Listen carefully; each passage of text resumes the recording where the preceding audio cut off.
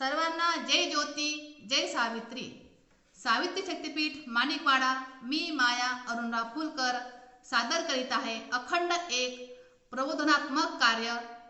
फुले दाम्पत्य यांनी सुरू करून त्यांच्या कार्याचा वारसा म्हणून सावित्रीबाई फुले जयंतीनिमित्त नववर्षाचा महामहोत्सव करूया.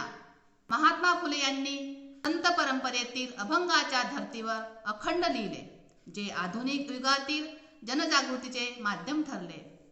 विषय: त्यांच्या अखंडामध्ये कार्यकांड, जातीभेद, सनातनीपणा, शिक्षणाचं महत्त्व आणि दुबळ्यांची सेवा यासारख्या विषयावर भाष्य आढळले.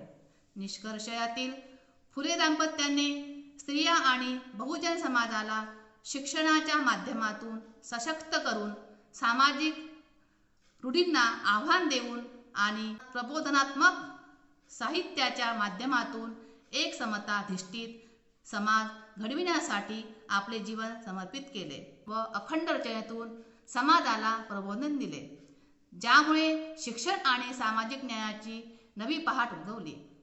महात्मा फुलेंनी निसर्गाच्या समानतेचे, मानवी हक्काचे आणि सामाजिक सुधारणांचे विचार अखंड या काव्यप्रकारातून मांडले, जे आजही प्रासंगिक आहे.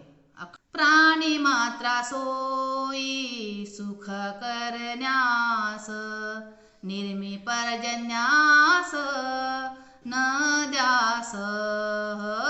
प्राणी मात्रा सोयी सुख करण्यास, त्याचे सर्व पाणी वेगाने वाहती. आर्य कुरापती तिथे केली, प्राणी मात्रा सोयी सुख करण्यास. दाढी डोई वेण्या मुद्र भादरती, भट करिता ती द्रव्य लूट. प्राणी मात्रा सोयी सुख करण्यास, आर्याने कल्पिली थोतांडे ही सारी. दने सर्व परी ज्योती माने, ज्योती माने. प्राणी मात्रा सोयी सुख करण्यास, प्राणी मात्रा सोयी सुख प्रकरण्यास.